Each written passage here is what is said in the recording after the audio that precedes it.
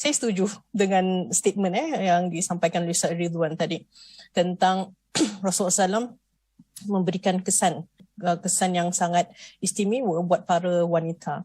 Saya heran jika orang masih berpandangan, apatah lagi kalau orang itu adalah orang Islam sendiri, berpandangan bahawa Islam menindas wanita.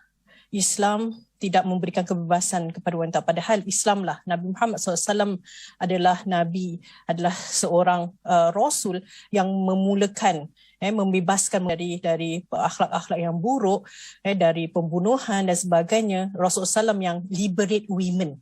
Rasulullah SAW yang kemudian memberi hak kepada wanita. Kalau kita nak tahu, kita perlu belajar sirah. Kita perlu belajar hadis baginda Nabi Muhammad SAW. Mereka yang mengatakan bahawa Islam menindas wanita, itu adalah orang-orang yang belum memahami Islam itu sendiri. Belum memahami ajaran baginda Nabi Muhammad SAW yang sesungguhnya. Kalaupun ada yang mengatakan bahawa, tapi Ustazah, yang melakukan adalah orang Islam. Yang melakukan adalah orangnya. Orangnya, bukan agamanya. Kalau dalam agama tidak ada yang disebutkan sebagai menyiksa wanita, menindas wanita. Dari zaman Nabi Muhammad SAW, kita dah nampak contoh baginda Nabi Muhammad SAW.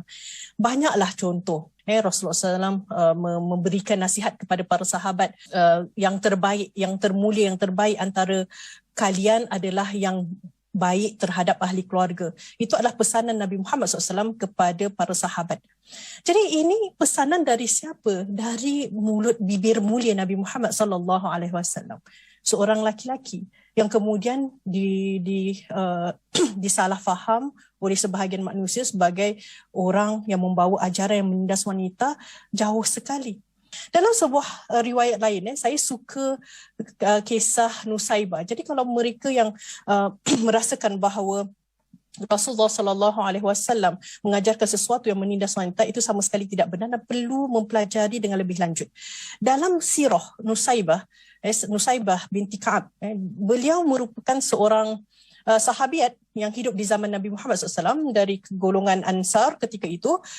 Beliau biasa mengikuti peperangan. Waktu ada peperangan, pertempuran, beliau ikut kerana suami, anak-anaknya semua ikut bertempur. Tapi Nusaibah ini seperti wanita-wanita lain, kerana wanita memang fiziknya tak sekuat laki-laki. Jadi mereka bantu dari sudut membawa air, merawat yang sakit, yang seperti itu di samping. Dan ketika peperangan Uhud waktu itu, kemudian mereka bertempur sangat dekat dengan Nabi Muhammad SAW, bertubi-tubi tempuran, para musyrikin cuba untuk membunuh Nabi Muhammad SAW.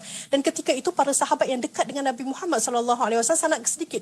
Jadi mereka pun buat bentengan supaya para musyrikin tak dapat nak menyakiti, tak dapat nak membunuh Nabi Muhammad SAW. Dan ketika itu Nusaibah melihat Nabi Muhammad SAW dalam keadaan yang seperti itu. Nusaibah pun ambil pedang, sedang merawat ni. Nusaibah pun ambil pedang kerana tak sanggup, tak nak sampai Nabi Muhammad SAW dilukai oleh pihak musuh. Nusaibah pun berperang ketika itu. Dan subhanallah, dalam riwayat yang kita pelajari, Nabi Muhammad SAW tidak kemudiannya melihat kepada Nusaibah dan kata, engkau orang perempuan, buat apa dekat sini, pergi balik kemah. Tak ada dalam riwayat. Tapi dalam riwayat, apa yang Rasulullah SAW sampaikan sangat indah, sampai saya pun rasa luluh hati, rasa terpujuk hati sebagai seorang wanita. Saya rasa, ya Allah, Rasulullah SAW benar-benar seorang pemimpin yang bukan sahaja memberi contoh yang baik buat kaum laki-laki, tetapi memberi contoh yang baik buat kaum wanita juga. Rasulullah SAW bersabda ketika itu melihat Sayyidah Nusaibah di mana-mana, kata Nabi Muhammad SAW, kemana saja aku berpaling, ke kiri, ke kanan, aku melihat Nusaibah berjuang mempertahankan aku. Jadi Rasulullah SAW berikan acknowledgement di situ. Rasulullah SAW tak mengatakan bahawa Nusaibah, apa yang kau buat kat sini, pergi sana. Tidak, tapi Rasulullah SAW benarkan dia untuk membela. Rasulullah SAW membela agama ketika itu. Kemudian terlihat Sayyidah Nusaibah radhiyallahu anha dah terluka kerana berperang. Kemudian Rasulullah SAW sampaikan kepada anak Nusaibah, wahai Abdullah, waktu itu nama anak Nusaibah, balutlah luka ibumu. Kemudian Rasulullah SAW mengangkat tangan dan mendoakan, ya Allah, jadikanlah Nusaibah dan anak-anaknya sebagai sahabatku di dalam syurga. Indah sekali doa Nabi Muhammad SAW.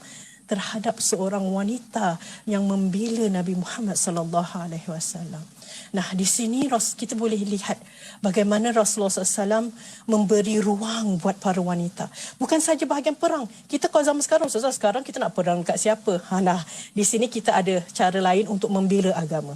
Salah satu caranya adalah kita perlu istiqamah dalam mengejarkan amalan ataupun ajaran baginda Nabi Muhammad SAW.